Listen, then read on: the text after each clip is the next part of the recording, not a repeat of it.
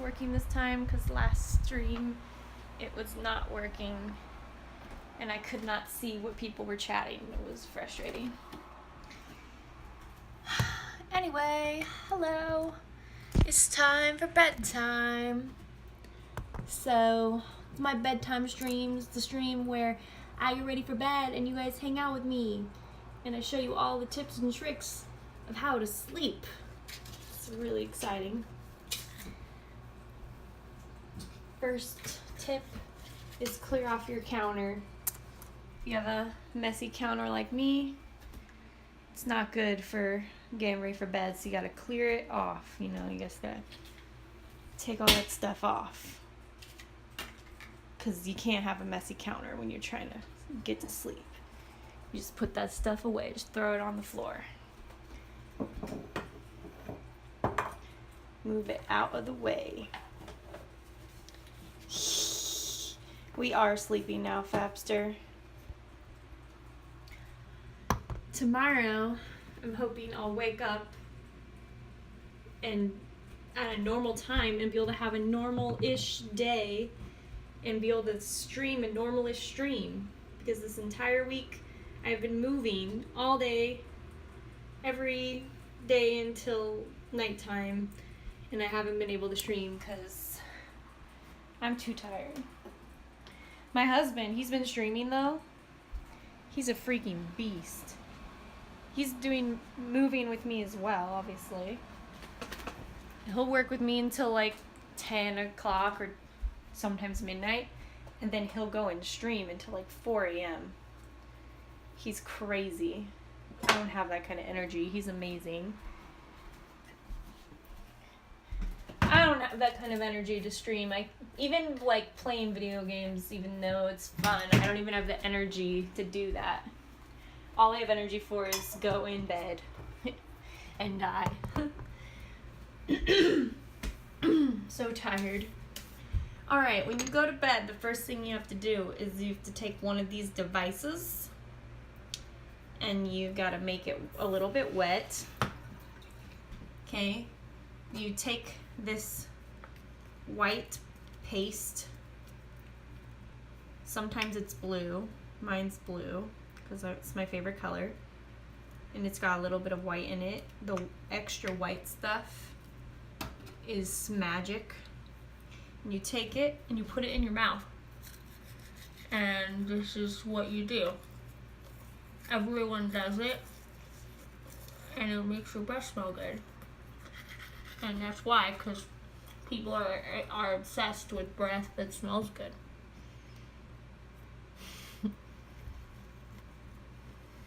Yeah, it's very educational. We just do this for a while. Like, I don't know how long, but just till you feel good about it.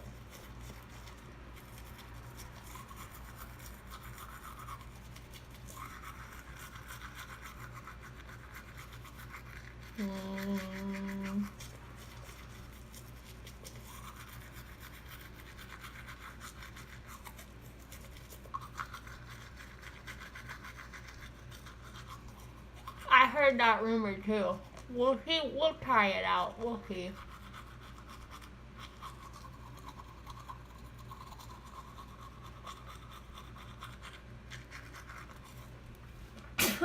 You gotta get the very, very back teeth too. Like, See those way back there? You gotta get them.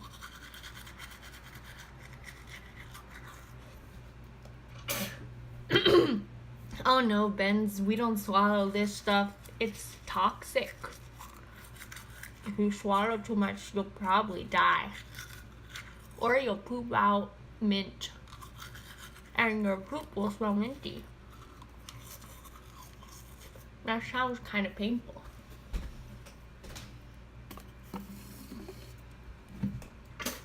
Hey, where's my rinse cup? Who's responsible for moving my rinse cup? And where did they put it? We might be forced to swallow it now. I don't know. I had a very specific cup there for rinsing, and now it's gone. What's the heck? Did they put it in this drawer? No. No. Oh, wait. I know they put it down here. Ha ha ha! This is from Xi'an.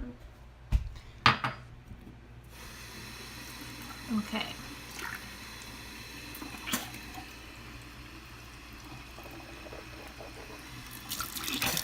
Nope, we're not swallowing because we found the rinse cup, so. In your face. Ah. See, they're very nice. Okay, so the next thing you do if you're me or other people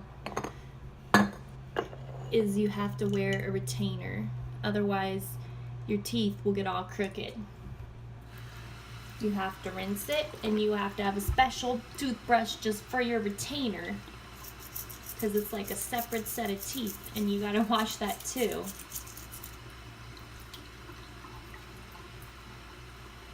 I used to do that, then I got all germy, so I don't like to deal with the germs of my hands anymore. So I just use a cup, and then you go put the bottom in. See? Ah.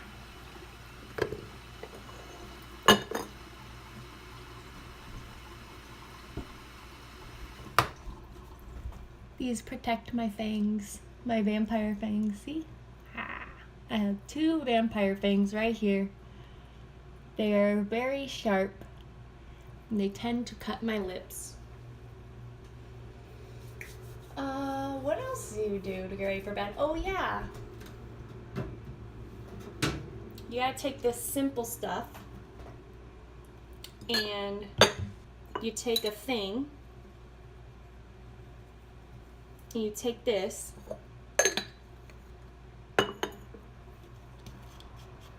maybe that's true, I'm not sure, Benz. It just feels better. Isn't that what it's all about? There's so many germs everywhere. So, as long as you feel like you're not germy. You just wipe this thing on your face like this. And you get off all of the dirt. Because dirt is gross. And that's why you just get rid of it. And then your face gets all pink because it doesn't like irritation. You have to do your neck too, because necks are dirty. They're just like out there all day long catching dirt. Look at that. That's dirty. Okay, then with your face, you take this stuff. You have to get this specific kind. Alright, if you don't, your face will fall off. It's called antioxidant facial serum. It's tested by a dermatologist. If it's not tested by the dermatologist, you'll die. So you gotta get that kind. You gotta do it like that. Bam. Yeah, you're no. Dermatologist, who ever heard of that? It's a dermatologist, obviously.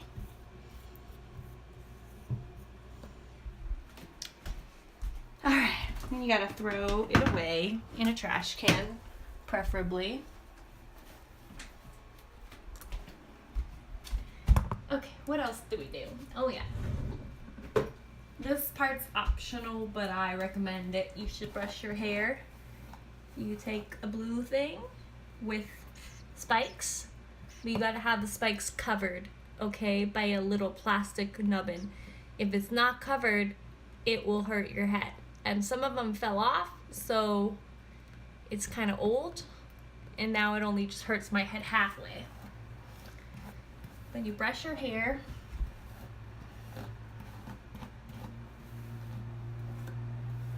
The longer your hair is, the longer this will take. So be careful that you keep that in mind when you think about growing your hair out. If you did that, your hair would fall off. It's possibly. You get every product that's been tested on animals. That's smart, you know. I only like products that are monkey approved, because if monkeys don't like it, why would I like it? You know what I mean? Okay. I think that's all I do. Like, at the teeth, the retainer, the face. Yeah, I think I'm done. That didn't take very long.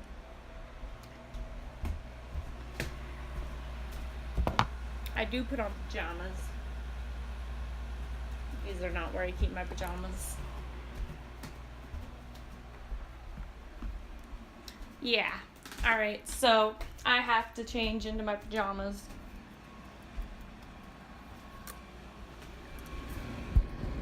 You guys can't come with me because there's not enough room for 3 people in the bathroom where I keep my pajamas. So instead, you have to hang out over here.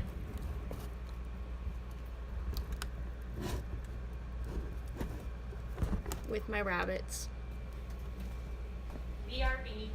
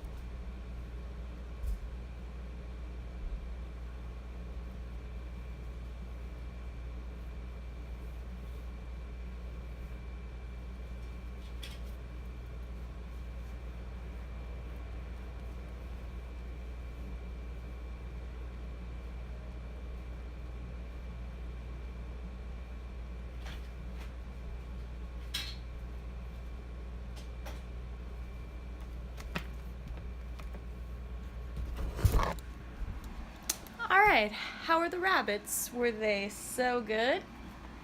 I hope so. Say goodbye. They look a little terrified by you. What did you say to them?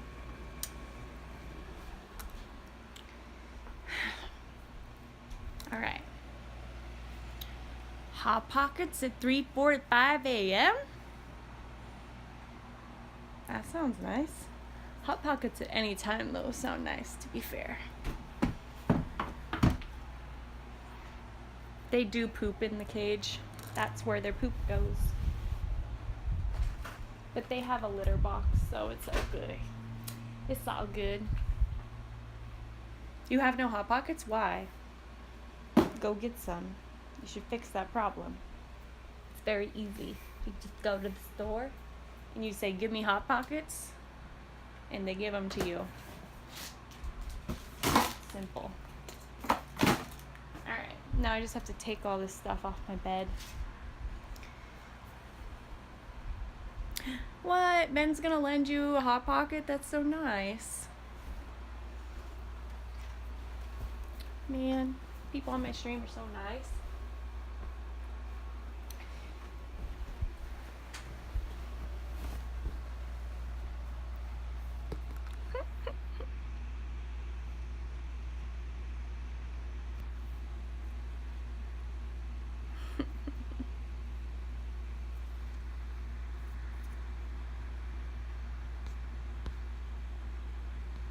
You want it back later. It might not taste as good afterwards, but you could try it. So I was trying to think, what do I do next when I'm getting ready for bed? And I usually either watch TV. I think I showed you the TV. Is that the TV? Just making sure I'm not just like randomly like, hey, look at this nothing. Or read a story, a bedtime story. But I can't watch TV right now because we don't have a remote for our TV, so I have to use my phone. But I'm using my phone to stream, so that's a conundrum. So instead I have to read a bedtime story. So we're gonna read a bedtime story for sleepy time. Tonight's bedtime story is 3-Minute J.R. Tolkien. So we'll see how this goes. So settle down into your bed, rest your head on your pillow, get nice and cozy, and take 3 deep breaths. In through the nose and out through the mouth.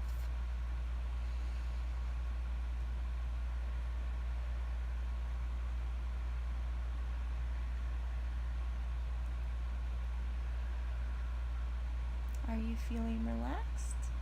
Great. Let's begin our story. Okay, I gotta find where I was last time. Okay. We are here. A modern mythology. So that's just a map. And we're gonna read about these different locations. Hobbiton.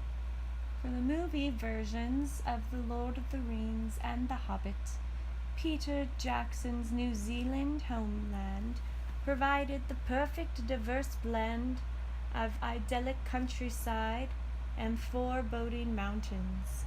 The army helped to create Hobbiton, digging 37 hobbit holes near Mata to evoke the Shire. She's doing asthma. She said she wouldn't. I can't on account of my asthma. Ha! If anyone knows that reference, I'll be impressed. Mount Doom. It took a combination of 2 active volcanoes. Mount Ngauruhoe and Mount Ruapehu in Tongariro, this is how you pronounce these things, I promise, National Park, to capture the spirit of Mount Doom, where the One Ring was forged and where it must be destroyed. There's a picture of the mountains. You never know what you'll get with me, Fabsta. You never do. Minas Tirith. The fortress city of Minas Tirith, capital of Gondor in the valley of Helm's Deep, where the climatic battle takes place, were built at Dry Creek Quarry, a vast mining complex at the bottom of Hayward's Hill in the Wellington. There's a picture. Edoras, capital city of Rohan, where Aragorn and Gandalf meet with King Theoden, was built in spectacular Rangitata Valley beneath Mount Sunday, a setting eminently worthy of the drama of Middle-earth. And there's the picture. Fantabulous. Tolkien's works. The Hobbit, published September 21st, 1937, by George Allen and Unwin. 310 pages. The book was an instant success and established Tolkien as a successful author. It was nominated for the Carnegie Medal and awarded a prize from the New York Herald Tribune for Best Juvenile Fiction. And there's a picture of the original cover. Mata Mata and Tata. Mata Mata Tata. And where's the other one? Negaru Ho. I like that one too.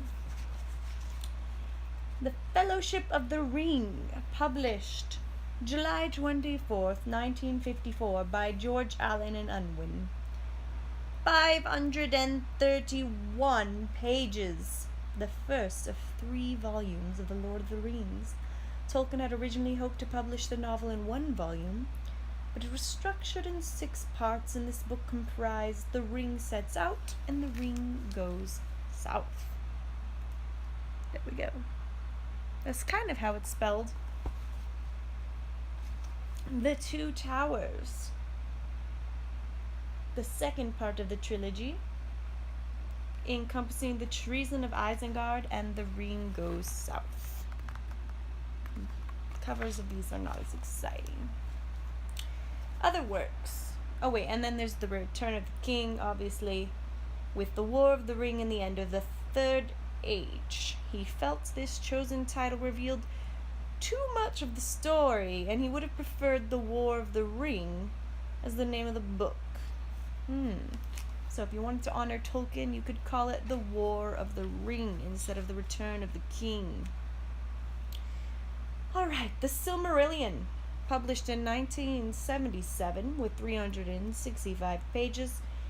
Works developed, edited, and published by Tolkien's son Christopher, originally offered for publication before Lord of the Rings. It sets out in depth the mythology of the universe with Middle-earth at its heart. Silmarillion, I have not read it. I have heard that it is boring. Okay. Other works include The Adventures of Tom Bombadil, okay, in 1962, Farmer Giles of Ham in 1949, and Smith of Wootton in 1967. And there they are. Fantastic. Fantastic. For such a well-known author, he really didn't write that many books. I mean, those are all the books. You don't have to write that many books. You just have to write the book that rules them all. You know what I'm saying? Okay, let's learn a little bit about his life. The journey begins. Born on January 3rd, 1892. That was a long time ago. Smith of the Wu Yang clan. In the wide expanses of South Africa's Orange Free State province. John Ronald Reuel. That's what his name is? Never knew that. John Ronald Reuel.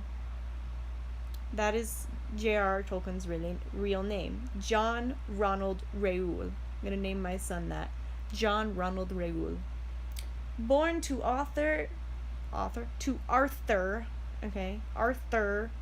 Mabel Tolkien. The Tolkiens had moved to Bloemfontein, very famous, from England in 1890. His dad was a bank manager, and he thought that the South African climate would be detrimental to their son's health. So they ended up moving. And some believe that the harsh landscape and perilous wildlife, particularly his encounter with a large baboon spider, remained with him and informed some famous sequences and characters in his work. Remember the giant spider in Lord of the Rings? Inspiration, this real-life creature from South Africa. Don't ever go to South Africa if you hate spiders, because there are big ones. Family name Tolkien is believed to derive from Lower Saxony. Saxony? Several theories exist regarding the meaning of the name, but the most interesting is that it comes from the German word Tolkon, meaning foolhardy. Since their arrival in England in the 18th century, members of the Tolkien family had always been craftsmen, and their name had been well respected in many skills in Birmingham for generations. His grandfather, John Benjamin Tolkien, had continued the family's artistic inclinations as a piano teacher and a tuner, and as a music seller.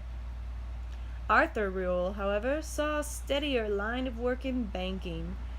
Ronald would have a number of childhood homes dotted around the Birmingham map. So this is the Birmingham map when he grew up in a variety of homes in this area. Quite fascinating. A new path. I don't know if I care about this part. Blah, blah, blah, blah. Some years after his father's death, living life on the genteel side of poverty, his mother, to the chastisement and financial ostracism of her Baptist family, was ordained into the Roman Catholic Church.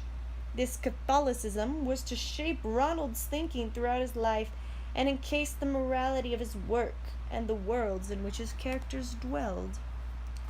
Okay, so his books have a little bit of Catholicism as far as their morality. 3-second quest. J.R. Tolkien was born in 1892, the same year that Arthur Conan Doyle published The Adventures of Sherlock Holmes, and Russia began constructing the Trans-Siberian Railroad. Fantastic. Here's a quote. I am a West Midlander by blood, and took to early West Midland Middle English as to a known tongue, as soon as I set my eyes on it. That is from the letters of J.R.R. Tolkien.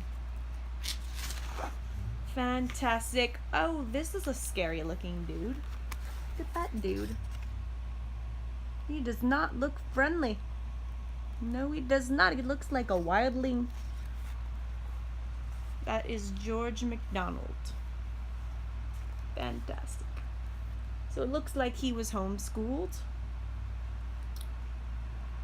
by his mother, and he had 2 brothers. Very nice. Let's see what else. I don't want to read all of this stuff. It's so much. Ronald later stated how he had disliked Treasure Island and found Alice in Wonderland deeply disturbing. Really? J.R.R. Tolkien didn't like Alice in Wonderland or Treasure Island? What poor taste. They are obviously amazing. The subject that inspired him the most was languages. Wow, interesting. That explains a lot about his Elvish language. It was the fantasy novels of the minister George MacDonald and the fairy tales of Scottish scholar Andrew Lang that provided the most significant literary impact on the young Tolkien. He does look mad, I agree. He looks creepy, and apparently he's a minister. I would not feel comfortable with that man as my minister. What novels did he write? It just says fantasy, but it doesn't say what he wrote. Nature versus industry.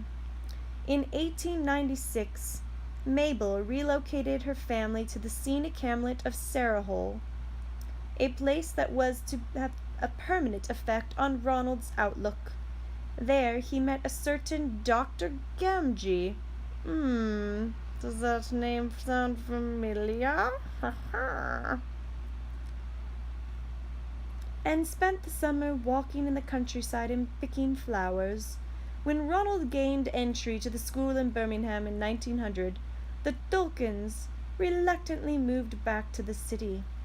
Tolkien, the young linguist, was mesmerized by the exotic names on the coal trains that passed their lodgings.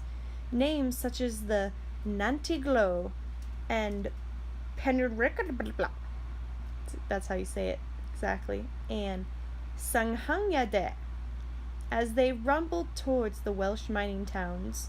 In these early years, Tolkien was in close quarters to contrasting landscapes, dark, satanic mills alongside the green and pleasant lands of the shires of England. The industrialization of the countryside would become a lifelong preoccupation. I have heard that before in my studies of J.R. Tolkien, that he was greatly inspired by the industrialization of his homeland, his hometown. As the industrial age came and they had more factories put around his land, he was very distressed and he preferred nature to be left alone. So there's a lot of symbolism about that in The Lord of the Rings. So, 3-second quest. After the death of his father, Tolkien's mother introduced him to several subjects, most notably languages, that would become a defining element of his entire life. Orphaned. After the schism in the Tolkien family in the wake of Mabel's conversion to Roman Catholicism, Mabel and the boys found themselves often close to destitution. Then, on November 4th, 1904, at the age of 34, Mabel succumbed to type 1 diabetes, almost 2 decades before the discovery of insulin. Oh, that sucks. Orphaned and without the support of Baptist Tolkien's, Ronald, age 12, and Hilary, age 10, were taken in by Father Francis Xavier Morgan of the Birmingham Oratory and spent the rest of their childhoods in the Edgbaston area of Birmingham. They lived in the shadow of Parrott's Folly and the Tower of Edgbaston Waterworks, 2 prominent edifices, all the more striking for their similarity to the 2 towers that appeared in Tolkien's Lord of the Rings many decades later. So here are the towers that he lived next to that apparently inspired the 2 towers from the movie. It is sad, Fapster. He lost his mom and dad at such a young age, and no one wanted him because his mom was Catholic. My mother pointed out to me that I could not say a green great dragon, but had to say a great green dragon. I wondered why, and I still do. Well, Tolkien, it's because that is the proper way to arrange the adjectives. You should always put the best adjective in front. A green great dragon. A great green dragon. Yes, it's quite obvious which one's correct and which one's wrong. Okay. Did you guys know this much about J.R. Tolkien? I bet you didn't. I bet you're just having the time of your life discovering new, wonderful secrets about J.R. Tolkien that you didn't know. School years. An academic in the making. In the aftermath of their mother's death, Ronald and Hilary, under the financial and spiritual guidance of the warm and kindly Father Francis, were given board and lodging by their Aunt Beatrice. What an unfortunate name.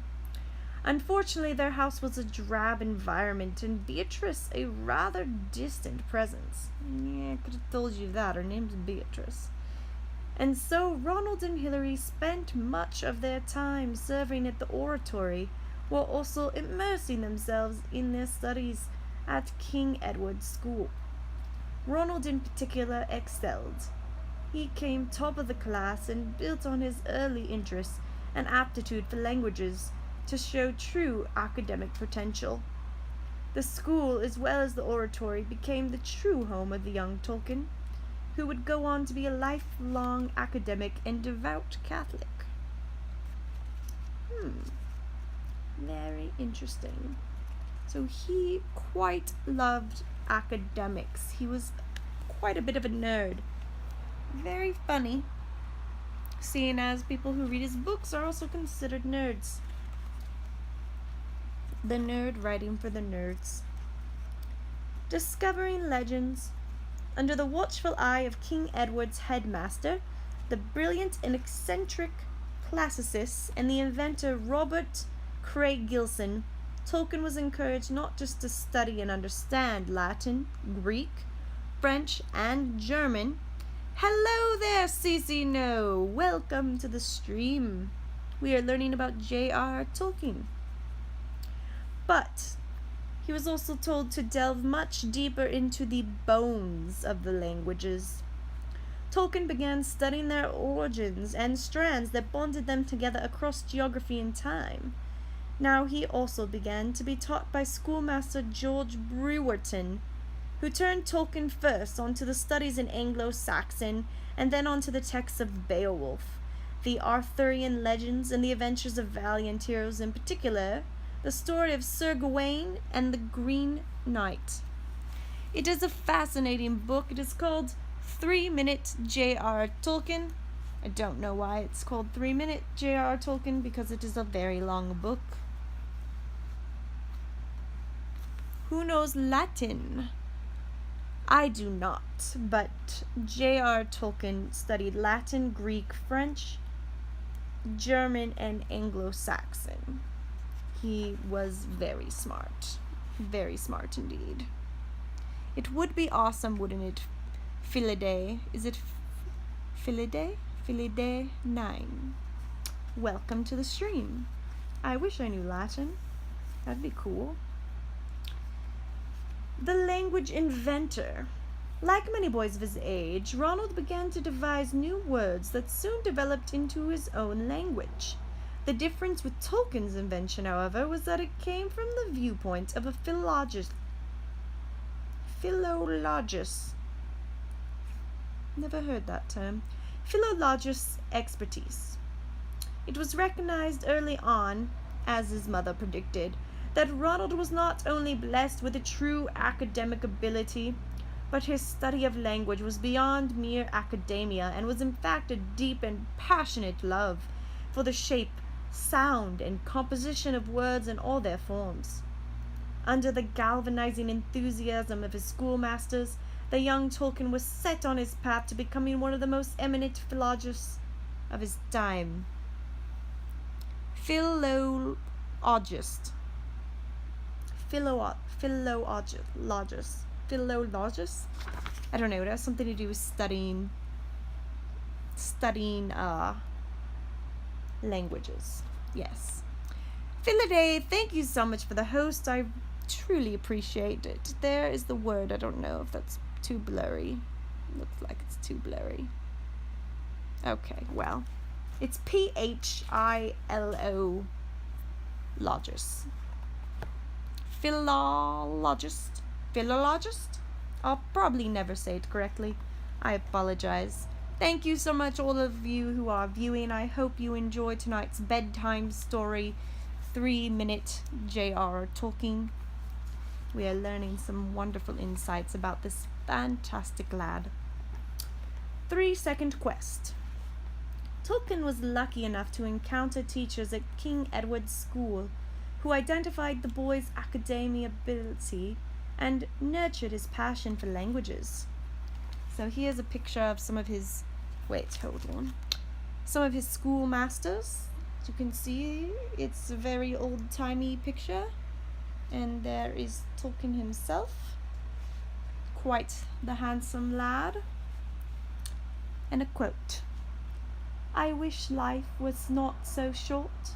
Languages take such a long time, and so do all the things one wishes to know about." I really agree with that. There's so many things to learn and so little time to learn it, especially when you have to work and make a living. What a shame that we can't just spend all eternity learning. Said the nerdiest nerd ever. Life. First verse. A kindred spirit. In 1908, Father Francis began to look for a more comfortable environment in which the boys could spend their teenage years. He found spare rooms at the homes of friends of the oratory, a Mr. and Mrs. Faulkner. It was here, age 16, that Ronald struck up a close friendship with another of the Faulkners' lodgers, the young and beautiful Edith Bratt. What's an unfortunate last name? She was also an orphan and 3 years his senior. Cougar. Ronald and Edith found in each other the kindred spirits in experience, if not in academic pursuits. Edith having a limited education. It was not long before this friendship grew deeper. With Ronald and Edith declaring their love for each other in 1909. Are you at a club right now, really? That sounds fascinating. You know what? I'm sure they did get drunk at clubs too, but probably they were pubs and they got drunk while reading books and speaking Anglo-Saxon or something. I mean, you got to know that J.R. Tolkien, good old Ronald, enjoys a good old beer if you just look at his characters. I mean, how much beer did they drink in Lord of the Rings at that pub? They wanted to get drunk, for sure. All those hobbits were drinking way more beer than their small bodies could control. Biding time. Ronald and Edith conducted a romance that constituted long walks, conversations that went deep into the night, and memories of watching the sun come up over the rooftops from the windows of the Faulkner's house. That sounds so lovely. Ryan the Gladiator, welcome to the stream. Thank you, I'm glad you like the wall. Where were we now? Oh yes, Ronald J.R.R. Tolkien and Edith were in love, watching the sunset, but gossip was a popular pastime in such small neighborhoods, and Father Francis, who was like a father to the Tolkien boys, soon found out about the goings-on. Deeply concerned that Ronald was romantically entwined with an older girl who was living under the same roof, Father Francis forbade him from seeing or even writing to Edith until he was 21. Recognizing he owed everything to the kindness of his guardian, Ronald, grim with depression, obeyed Father Francis's wishes. She was a cougar. How unfortunate to be banned from seeing the girl you love for 3 years. No, wait, he was 16. Damn, that's a long time. Ryan the Gladiator, we are perusing this fantastical book called The 3 Minutes J.R.R. Tolkien. It's all about the life and works of J.R.R. Tolkien, fantasy writer of The Lord of the Rings and The Hobbit. Okay. The Barovian Society. During this time, Ronald and a small clique of school friends at King Edward's began meeting regularly at the tea rooms. Oh, Fapster, there they are. They're at the tea rooms. And then at the Barrow Stores Cafe. What naughty boys. They named themselves the First Tea Club, and then the Barovian Society. Barovian sounds kind of like bros. The First Bros. Soon becoming known by the combined acronym TCBS. It was under the influence of this group of young intellectuals that Ronald wrote his first creative pieces. In the main, he penned some unremarkable poetry. No. But it showed some significant influences in light of what he was to go on to write. In 1910, he watched J.M. Barrie's play. Anyone? Anyone? Peter Pan! He wrote Peter Pan. At the Birmingham Theatre. He recognized immediately that it had a profound effect on him, but interestingly, he seemed at the same time aware that the effect would not only be deep, but long-lasting. Thank you, Ryan the Gladiator. I'm glad I'm inspiring you to learn more about the world around us and wildlife. 3-second quest. Tolkien began to adjust to thoughts that writing could be as important to him as reading, composing poems influenced by the books he was exposed to. And here's a picture of the cafe or tea room that they regularly hung out at. Now, it claims to be a cafe or tea room, but I believe they had a little more than just tea. Okay? A quote: "The realm of fairy story is wide and deep and high and filled with many things." A quote from Tolkien on fairy stories. Okay, here we are. Adventures and sagas. The scholarship secured. In 1910, at the second attempt, Ronald passed his scholarship exams, which gained him entrance to Oxford University to read classics. At first, as the first Tolkien to go to university, Ronald was determined to be a successful academic, and he began exhibiting his considerable gifts in the areas of interest. While still at King Edward's, his future secure, he delivered a lecture on the Norse sagas to the Literature Society, impressing many by reading his examples in the original tongue. He also discovered the Finnish folk tales of the Kalevala, and was immediately engrossed by the characters and stories, and the tapestry of the myths therein. The young Tolkien had found a world of fantasy and magic, and he felt completely at home. How lovely. A mountain expedition.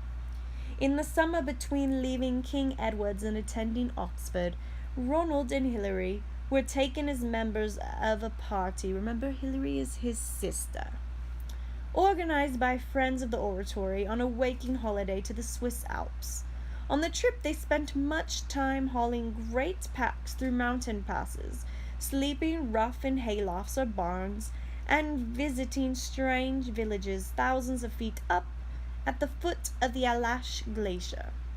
The journey was remembered by Tolkien as one fraught with dangers such as tumbling ice balls in deep crevices, and filled with encounters with strange peoples, from eccentric local guides to wealthy French ladies, all of which took place in a long journey through the dazzling whiteness and black shadows of the Matterhorn. Fantastic. Look at that.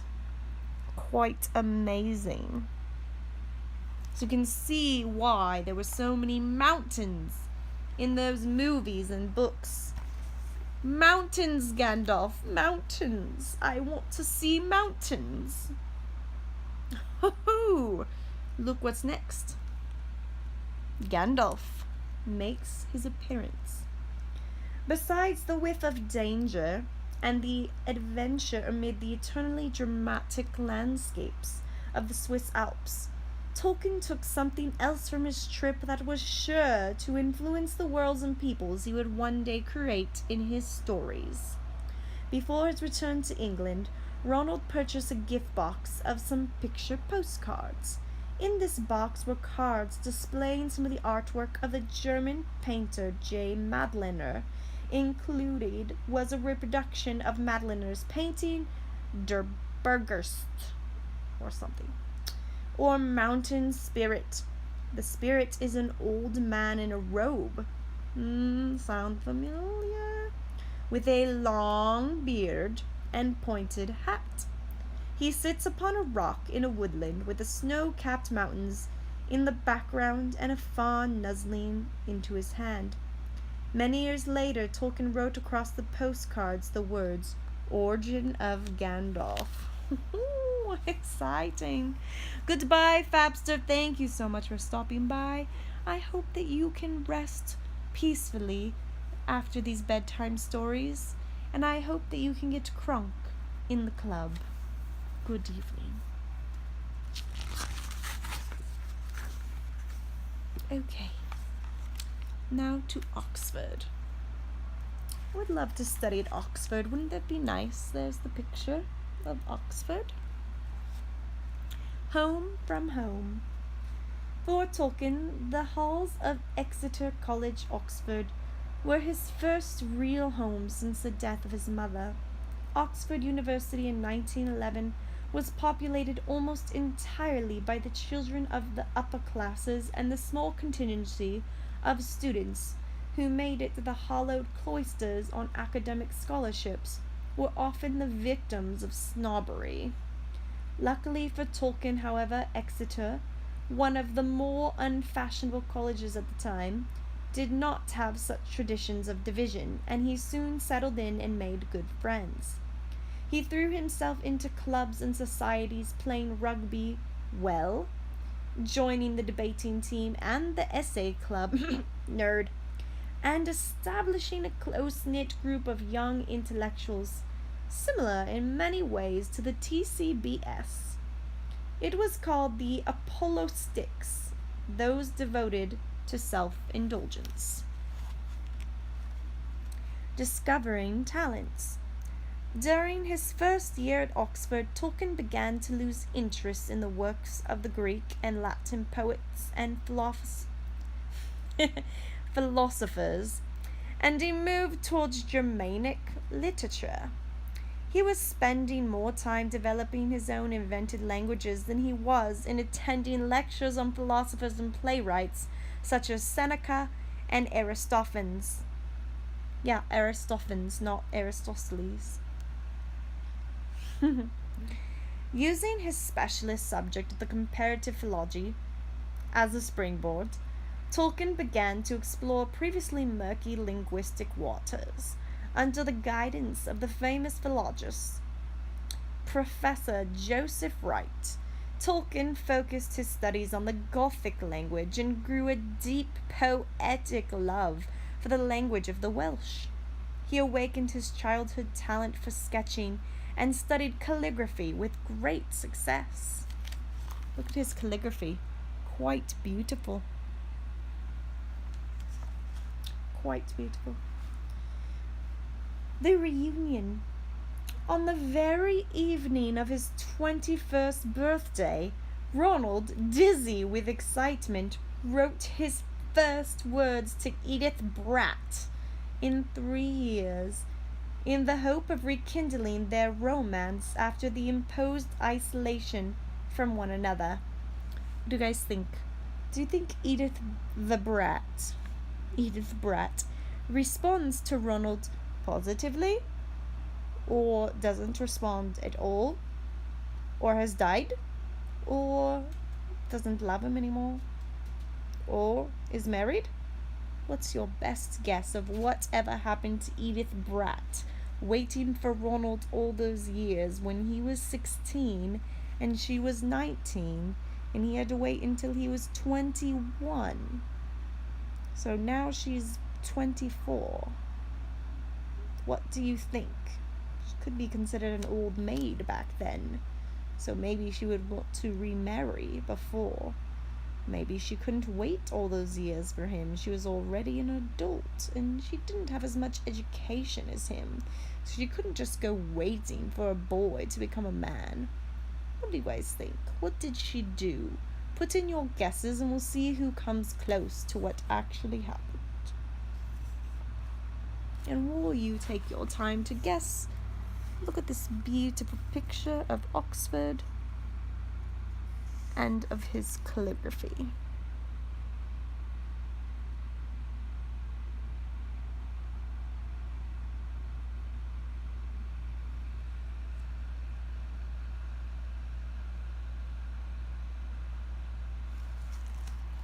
Baked him some cookies. Okay, let's see if you're right.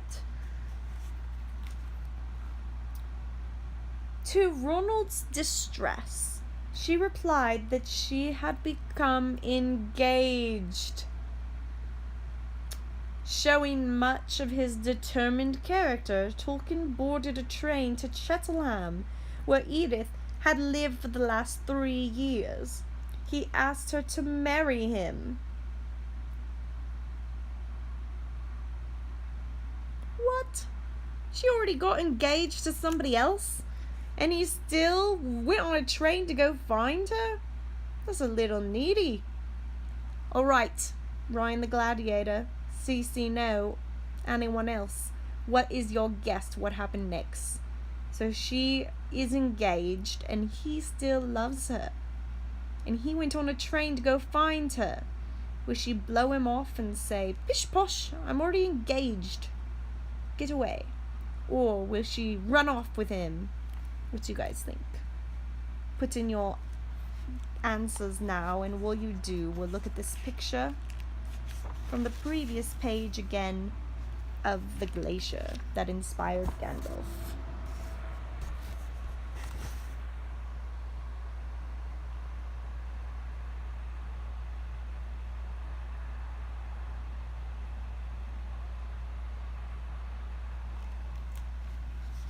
All right. He's like, nah, girl, I'm the guy. She's like, sure, babe, you're the one. Okay, let's see what happens. So he boarded a train and he asked her to marry him, and she said yes! She said yes, claiming that she thought he had forgotten her. Oh, beautiful. Although they did not marry for some years yet, and they had grown to be very different people from when they had last known each other, they happily reaffirmed their love. Beautiful story, isn't it? He waited all that time for her, and she waited, but then I guess she just decided she's done and got another guy, but then she's like, oh, you're back? Never mind, other guy, go away. Lovely. Quite lovely, except for that other guy. Hopefully he was a dick. Okay, studying Miss Middle-earth. Ronald found that he was unsuited to the study of subjects about which he was not deeply passionate. In time, his classics work was supplanted by his extracurricular love affair with medieval languages. After scraping a second-class degree in 1913, Tolkien was convinced by Exeter College's English department, who spent much energy on Anglo-Saxon and Scandinavian languages, and who had spotted his faultless comparative philology paper, to join their program for postgraduate studies.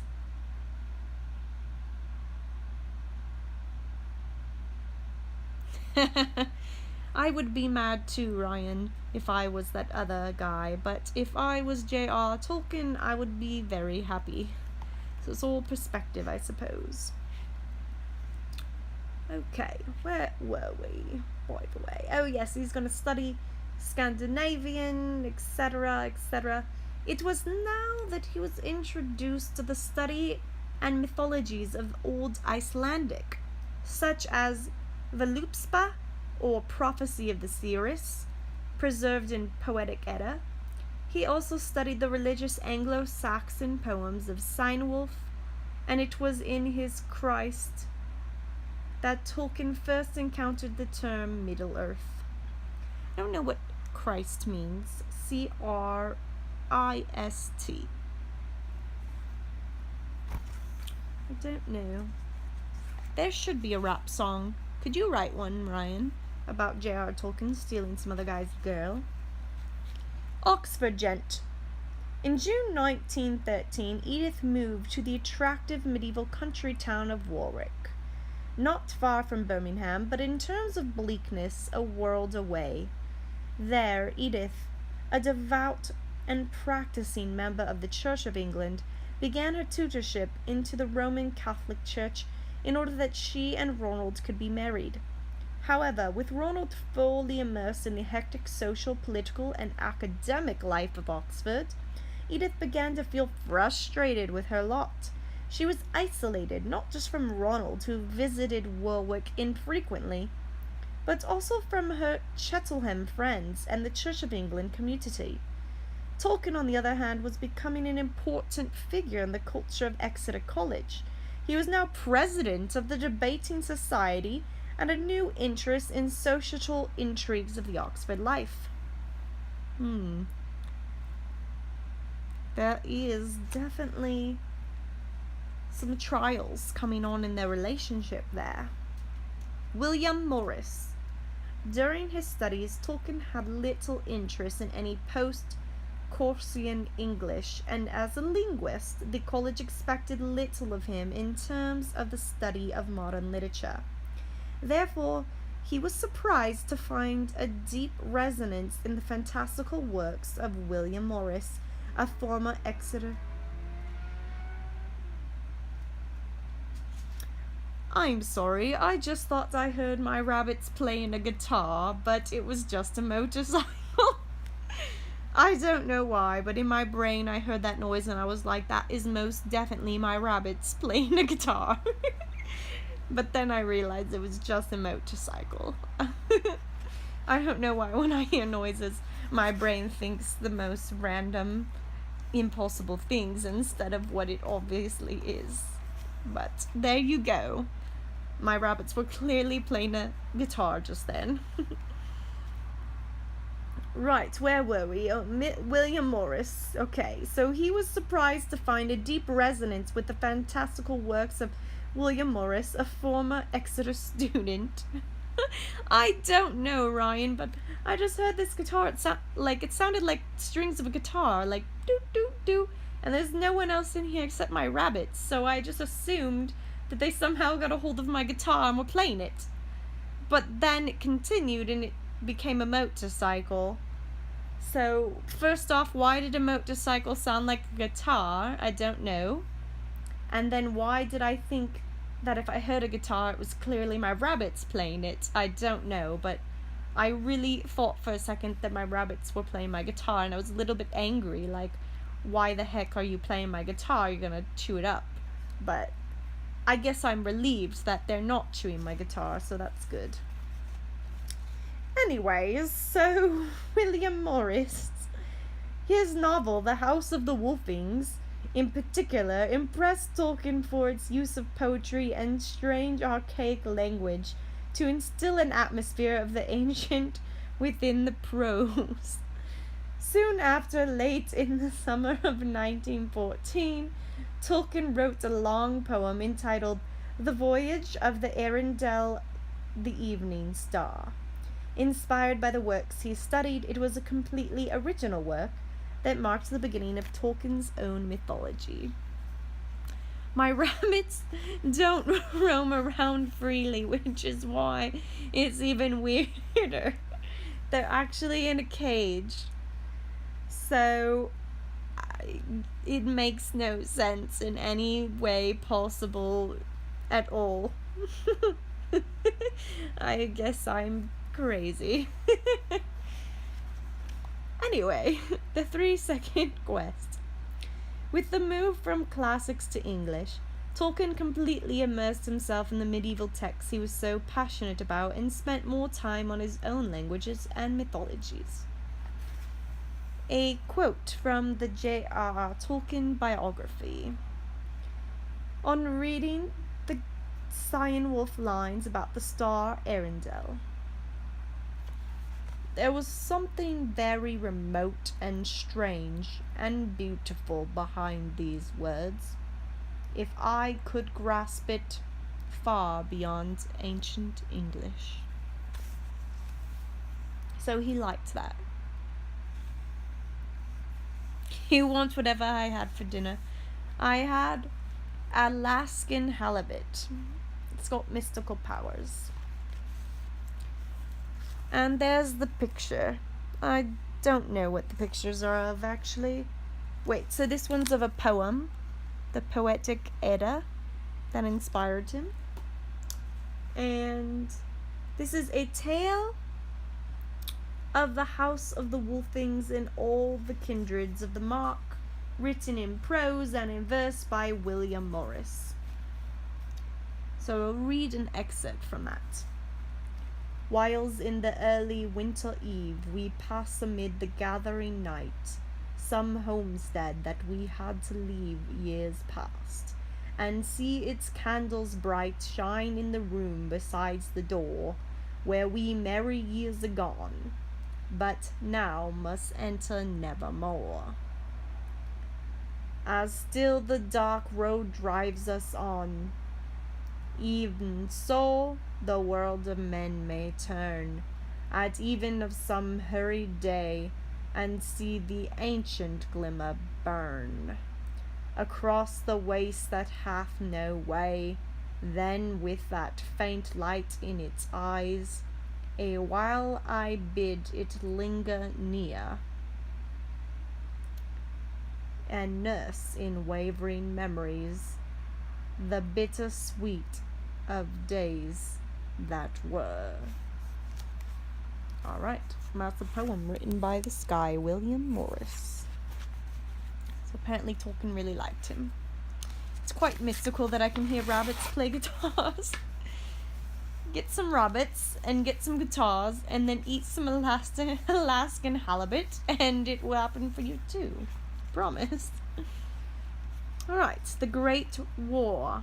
So we've learned a little bit about how Tolkien traveled through glaciers and he was inspired by the postcards to create Gandalf, and the glaciers inspired his characters traveling through the mountains, and he loved nature and did not like industrialism, so of course he has the Shire played up as the most wonderful place on Middle Earth, but then if you go to the areas where you have Mount Doom and the orcs created, it's all industrial looking and smoke and gross.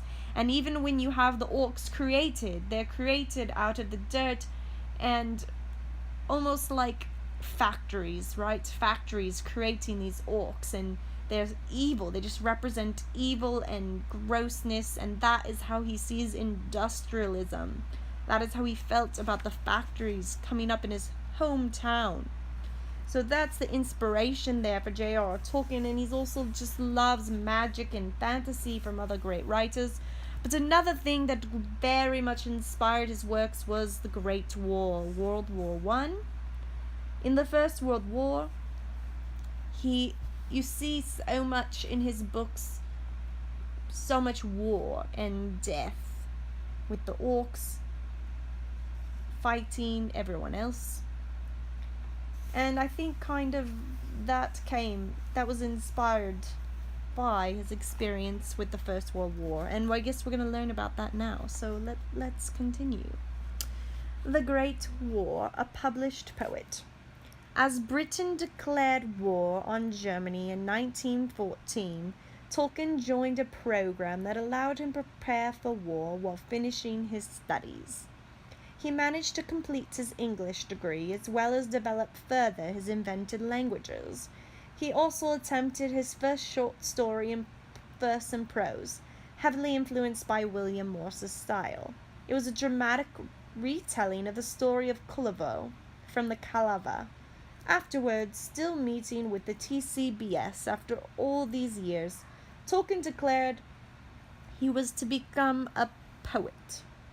Although unremarkable and quite detached from the trends of modern poets, Tolkien's work showed a distinct style, and with Goblin Feet, a poem he soon detested for its kitsch representation of fairy, Tolkien had his first published work. The Western Front. With embarkation to France imminent, Ronald and Edith, aware of this astonishingly grim mortality rate of the British soldiers there, married on March 22nd, 1916. Very soon after, Signal Officer Tolkien traveled to Calais. While billeted, he wrote many letters to Edith and some poems.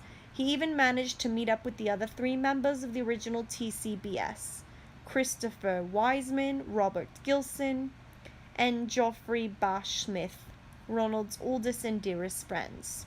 Each man was an officer in a different battalion, and when they were transported to the Western Front for the Big Push on June 30th, 1916, it was Tolkien who would be the last of the four to see action amid the hell and mud of the trenches.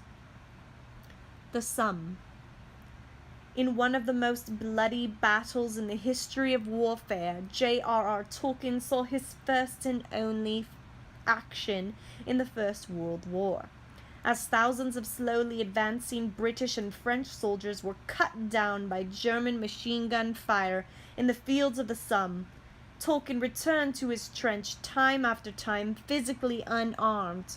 The landscape was pummeled into a featureless, muddy netherworld. Tolkien and his TCBS friends talked about poetry and war and how the world could possibly go on after such man-made horrors. By the time Tolkien was taken down with the trench fever, he returned to a hospital in England.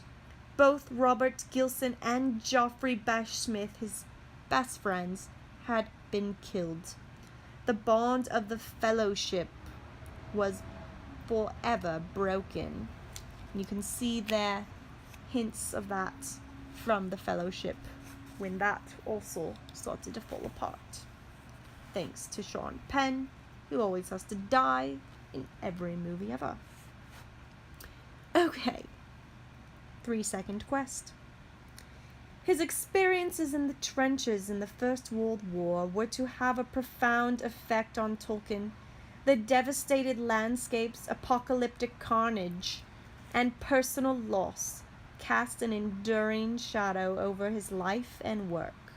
You can see that. I know, it is very sad, Ryan, that they had to die, and very sad that this war took place, but the horrors of this world helped create the more realistic and, I guess, heart-wrenching horrors that you see in some of the war and fight scenes in Lord of the Rings. My Sam Gamgee is indeed a reflection of the English soldier, of the privates and batsmen I knew in the 1914 war and recognized as so far superior to myself. So Sam Gamgee, his loyalty, his bravery, all inspired by the soldiers that he met in war. Here's a picture of Tolkien's pistol from the First War. And a picture of the war. And, yeah, more war. War is a very terrible thing, very scary, indeed. A new mythology. A grand mythology. On his return from the battlefields of France, imbued with a sense of purpose and debt to his fallen brothers from the TCBS, with whom he shared so much creative ambition, Tolkien began to devise his epic.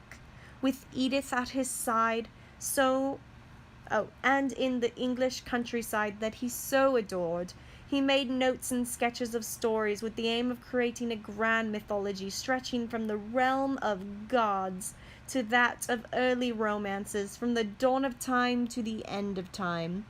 Hello, Versace pleb. Welcome to the stream and welcome to our bedtime story, 3-minute J.R.R. Tolkien. I hope you are well. I am from, well, if you look in my profile, I have said that California is my city. So I am from California. Welcome, welcome. Where were we? Yes, Edith is by his side. He's back in the country. He's creating a grand mythology. Oh yes, from far away, Christopher Wiseman wrote and encouraged him that now is the time to begin his masterwork. What Tolkien began was to become a work that would occupy much of his life, the Silmarillion. What EU country? I am from California.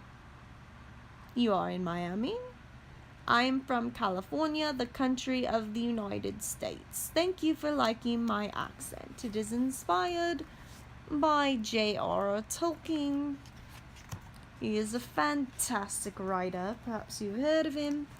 And we are learning about his life and his mythology. And welcome, welcome. And if you are ready for bed, Versace, you can just pull up a pillow like I have and lay back and just listen to the wonderful story as you drift off to sleep. Ha, he is the one who inspired the great J.K. Rowling, one of the authors that she was inspired by. He wrote Lord of the Rings, and right now we're learning about how he wrote the Silmarillion. Okay, a contented family. As severe recurrent illnesses prevented Tolkien from returning to the Western Front for the remainder of the war, he was able to work intensely on what he believed to be his life's work. On November 16th, 1917, Edith, that's his wife, gave birth to their first child, John Francis Raoul. So he got that name, John Raoul. Again, they seem to be passing it down in their family, but he added the name Francis for the monk that took care of them. Was he a monk? Or a priest? I don't know. They're Catholic. Okay. This was a contented time for the Tolkiens, with Edith copying Ronald's stories into a large exercise book, and the new family taking long walks around the woodlands that surrounded their Staffordshire home. As the war began to draw to an end, he attained a lucrative position as an assistant lexicographer. Ooh, at the New English Dictionary. Oh, that sounds a little bit boring, but more power to you. And the family moved to Oxford. Tolkien's love of words was put to good use, and the dictionary entries that he worked on included the words waistcoat, walnut, walrus, and wampum. What's a wampum? Wow, so when you're looking in the New English Dictionary and you read these words, waistcoat, walnut, walrus, or wampum, you can remember that those were written by J.R.R. Tolkien. Very wonderful. The young professor. On a whim almost, Tolkien applied to a job at the University of Leeds. To his and Edith's surprise, he was offered the position, and they moved up north of England in October 1920. The new job coincided with the birth of their second son, Michael Hilary Raoul. And I'm not sure where he got the name Michael, but Hilary was his sister. Tell me the story about how Hillary thought she was going to win and Trump said nah. What? I think you know that story, Donnie Be Good. But this is a story some of us do not know about J.R.R. Tolkien. He did have a sister named Hillary, though. Did you know that?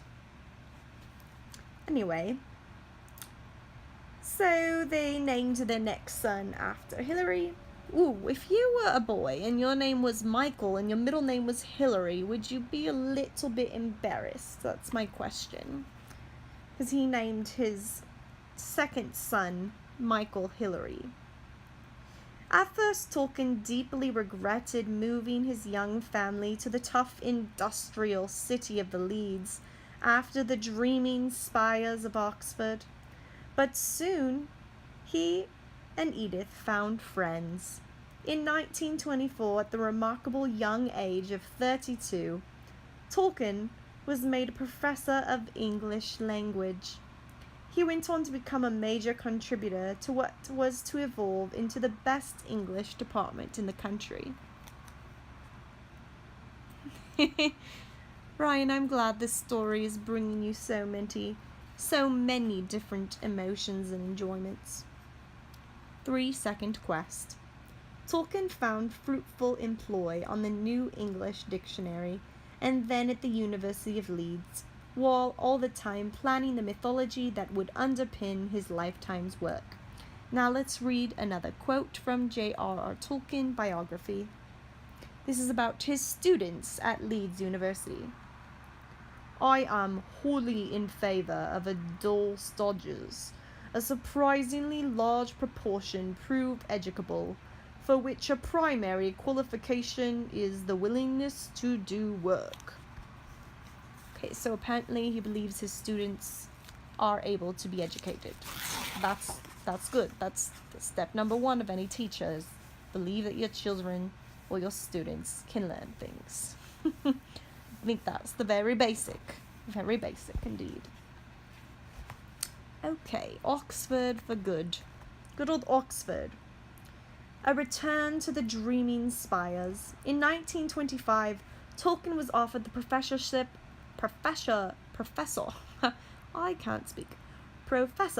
of the Anglo-Saxon at Pembroke College, Oxford, where he was to remain in post for the next 20 years. After the birth of their third son, Christopher Raoul, in 1924, Edith was extremely pleased to give birth to a daughter, Priscilla, in 1929. Life in Oxford was incredibly rewarding for the Tolkiens. Ronald was a favourite lecturer among undergraduates who fed off his passion, sense of humour, and personable style of lecturing. Despite his famously odd speech patterns, he formed with a group of other dons a late-night reading group dedicated to the discussion of Icelandic sagas, if you know what I mean. All the while continuing to write and revise the tales of the Silmarillion. Fantastic. So he went to the College of Leeds to teach. It was an industrial area. He didn't really like that as much. But then he finally got called back to be a professor at Oxford, where he studied. And it was great because it's a beautiful area. So he was very happy about that. Out of the ordinary. The man who created the fantastic worlds. Oh, you know what? Before I continue this, did I show you the pictures on the other page? I can't remember. Did I show you these pictures? I'm sorry. This is the picture of Leeds University. And this is a picture of, of a seal. I don't know why that's funny. Oh no, it's a walrus. A walrus. Oh. Yes, okay. I understand why there's a walrus now, because he wrote the dictionary with the word walrus. Okay. I was just like, why is there a random seal there? It's like, here's a picture of his university where he teaches and a seal for no reason. But I understand now. They put walrus because he wrote walrus. Okay. But I thought it was funny. Anyway. So then he moved from Leeds to Oxford, and there is Oxford. It's a little bit more fancy. I bet the walrus can play guitar, probably. Okay. Indeed. Oh, wait. The man who created the fantastic works of the Silmarillion, The Hobbit, and The Lord of the Rings appeared quite ordinary. Indeed. It could be said that Tolkien was the epitome of ordinariness. His academic brilliance aside, the Tolkien family lived on Northmoor Road in the suburbs of Oxford and got by on the modest income that his professorship provided. Really, it was modest back then. Now, if you're a professor at Oxford, you're not living on a modest income, I can tell you that. You're making a good income. Professors make good money. There were no fancy clothes or expensive holidays, but there was time to explore neighboring villages and take short country walks. Tolkien became well known later in life as a private man, content socializing with his close circle of Oxford friends and his family. But in this isolated world, he was developing kingdoms in his imagination. Well, I have 3 viewers left.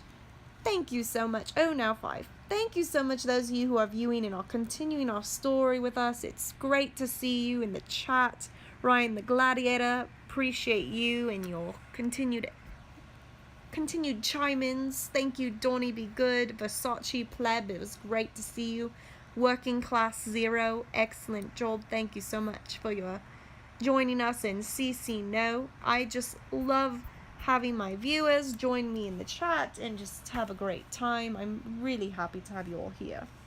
Thank you so much. I hope you are enjoying our stories of 3-minute J.R.R. Tolkien, as I am. Okay, let us continue. A man who cared.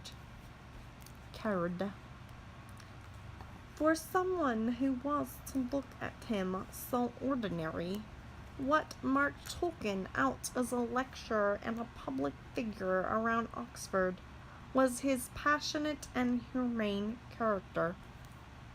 Sorry, I don't know why I'm talking like that. It sounded fun at the moment. Nobody could claim that Tolkien was a cold and distant presence like some of his faculty colleagues. He grew extremely hurt and impassioned at the thought of the encroachment of the ugly industrial world on his beloved English countryside.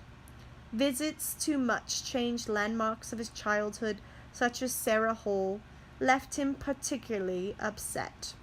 Tolkien was, in essence, a kind man and a great lover of people, most comfortable in the company of friends. What does that sound like to you? Can you say, Hobbit? It sounds like a hobbit to me. All his life he made friends easily, unfazed by any suggested class divide that his position at Oxford implied. That's beautiful. What a beautiful man. 3-second quest. As the family settled in Oxford, Tolkien proved an exceptionally popular lecturer and colleague, leading a vibrant professional and social existence at the university. Another quote. I have a very simple sense of humor, which even my appreciative critics find tiresome. Well, he's very humble. He downplays his sense of humor, which I don't know if it's that great or not, but it's humble of him to do so. And now a picture of his house. Quite lovely. Now, I do believe you can visit that house today.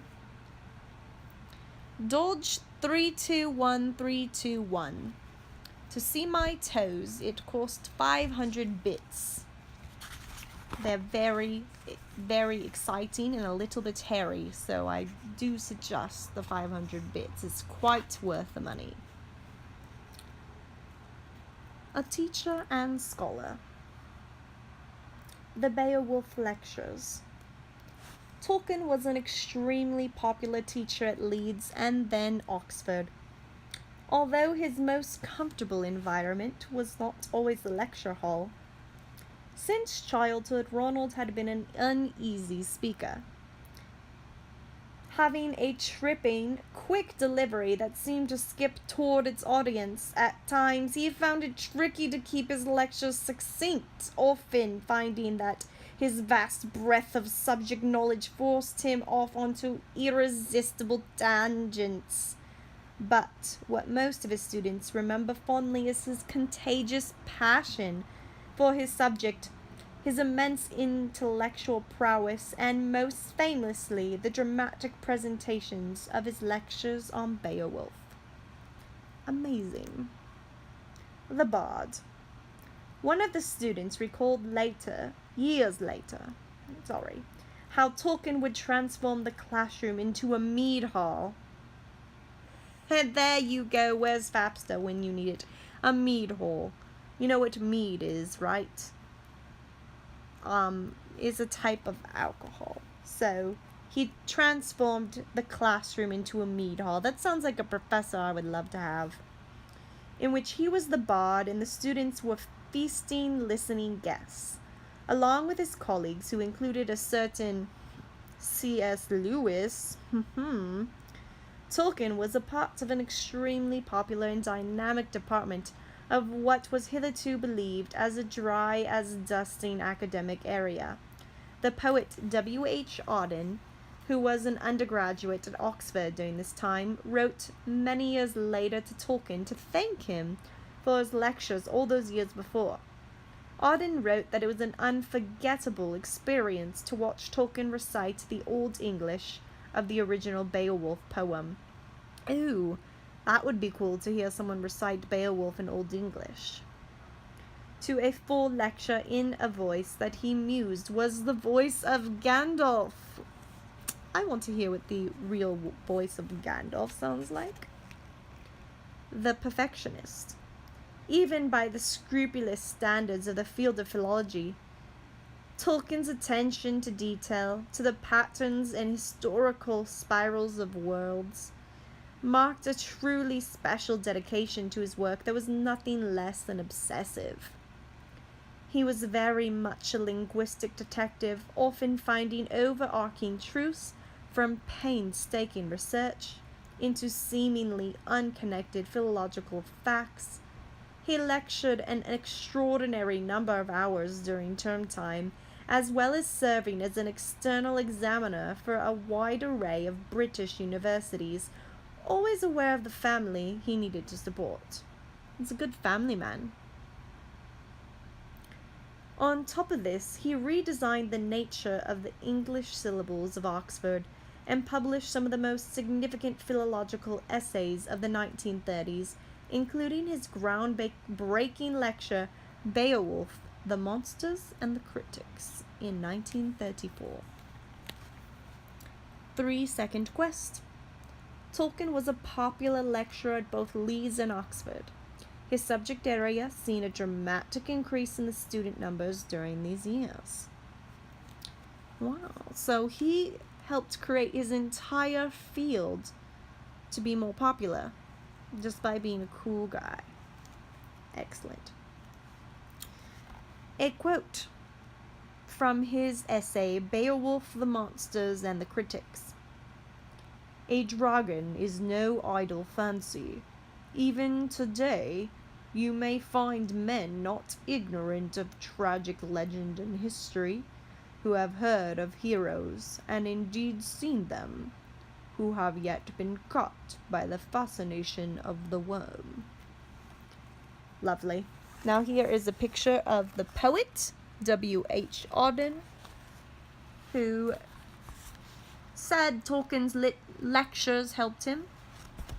Okay, and there is a picture of, I don't know what it is actually, Beowulf manuscript.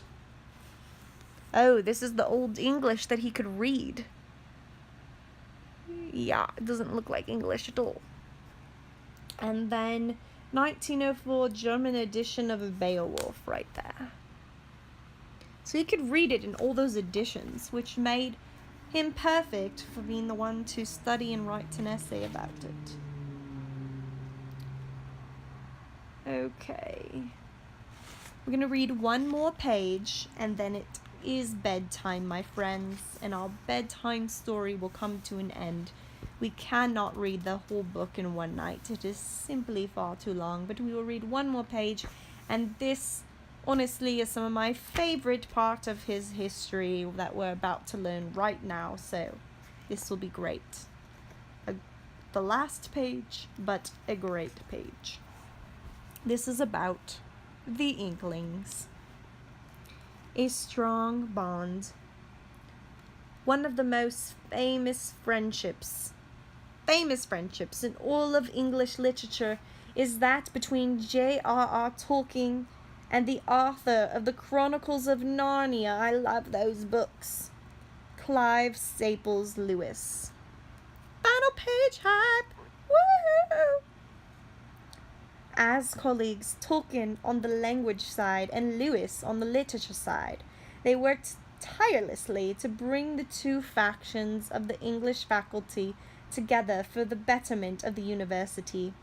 As friends, they provided a constant source of support, criticism, and intellectual stimulation for one another. They became so close that when Lewis wrote about the platonic bonds that can occur between two men in his book The Four Loves, it was of Tolkien he wrote. Wow, that's so sweet. It's like he wrote a chapter about bro love between him and Tolkien. That's sweet. They connected through their war experiences, their passion for Norse sagas, and as Lewis was in the process of converting to Christianity at the time, they met their faith in God. The Eagle and the Child. Oh, so did you know that Clive Staples Lewis, C.S. Lewis, was a Christian and he actually started as an atheist? Then he converted to Christianity and then he wrote the Chronicles of Narnia. Okay, continuing on. The Eagle and the Child. In 1931, Tolkien and Lewis began attending a reading group called the Inklings.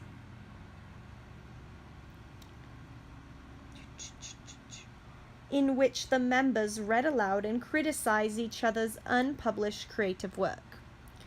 When this original group disbanded, the name was adopted by the two as the Monkia for their band of friends, all male, all Christian, and most interested in literature, who would regularly meet around Lewis in the Eagle and the Child pub in Oxford. Okay, so this pub, the Eagle and the Child in Oxford, is so famous because of the famous authors that would gather there and read their stories. And it's just a wonderful piece of history, I think, to just imagine favorite authors like J.R. Tolkien and C.S. Lewis just meeting together over some ale and talking about their stories that they would write that we all have grown to love. It's a wonderful picture in my mind. Rather than an intense and ambitious collective, it was a casual gathering of sincere friends and literary minds. On a Thursday evening, they would gather at Lewis's rooms at Magdalen College, light a large fire, and take it in turns to read their stories. The Inklings are now a part of literature history. So very exciting. The Inklings is their club, and they would meet at the Eagle and Child pub, which incidentally is a very strange name. What is the eagle doing with that child? Seems odd. A nurturing atmosphere.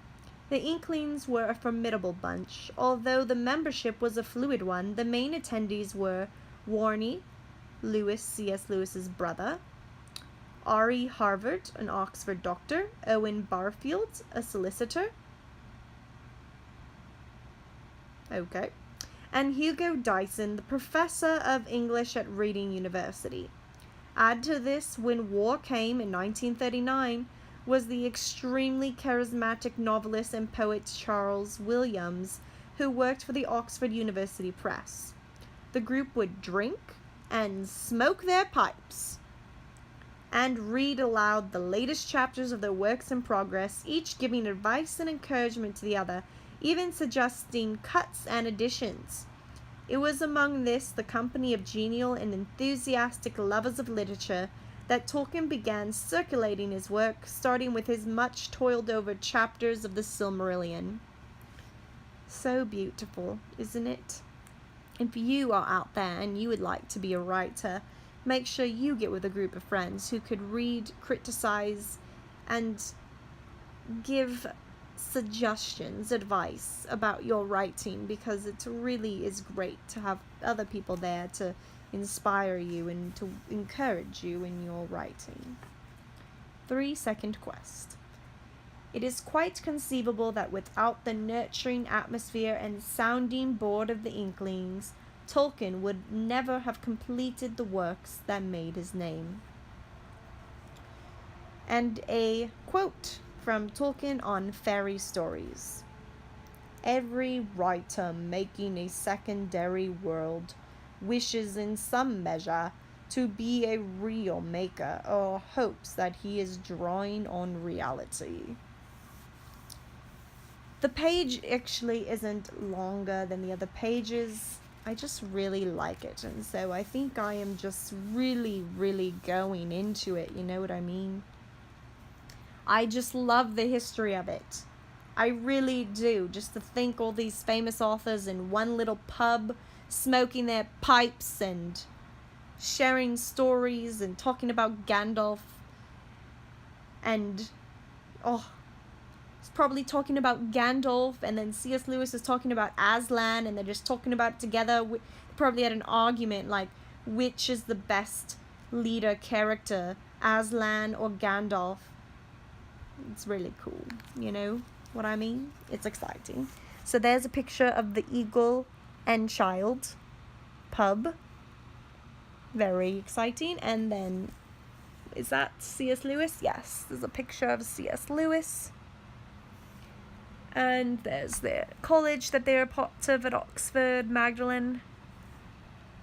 And a quote from C.S. Lewis, I think.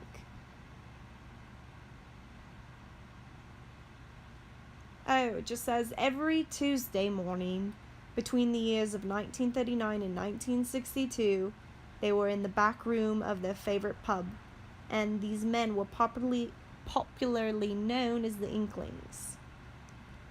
So they would meet and drink beer every Tuesday morning. All right. And they would discuss these things. Wonderful.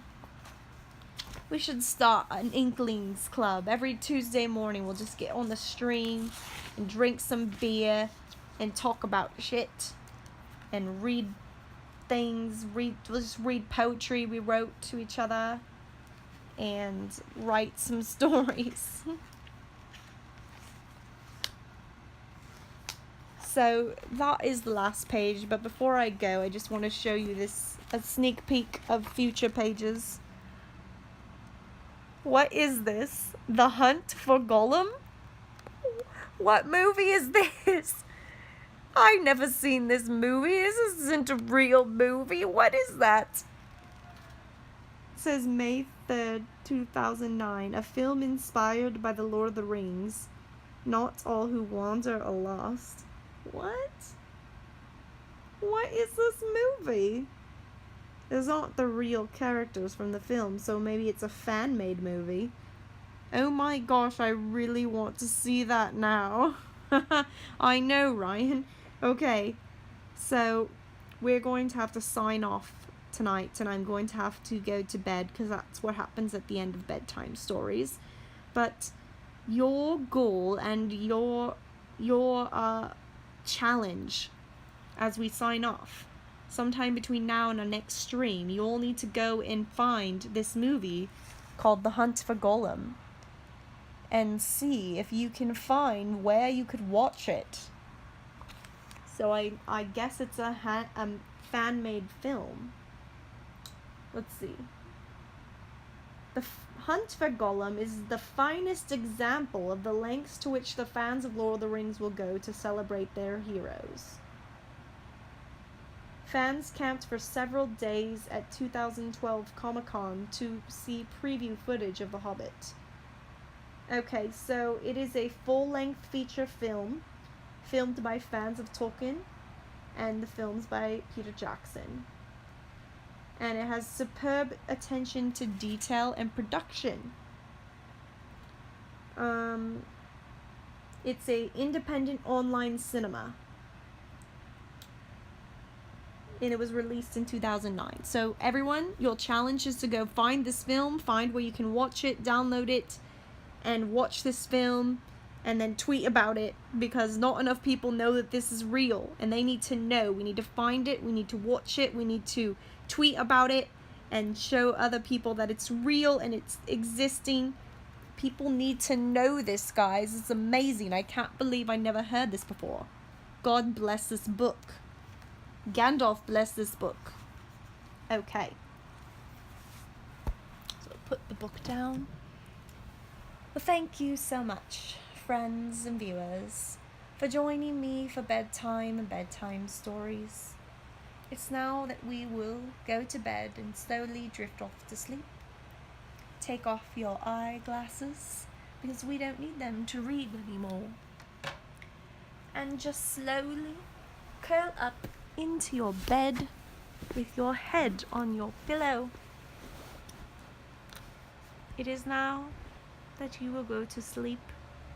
Take in your deep breaths and close your eyes.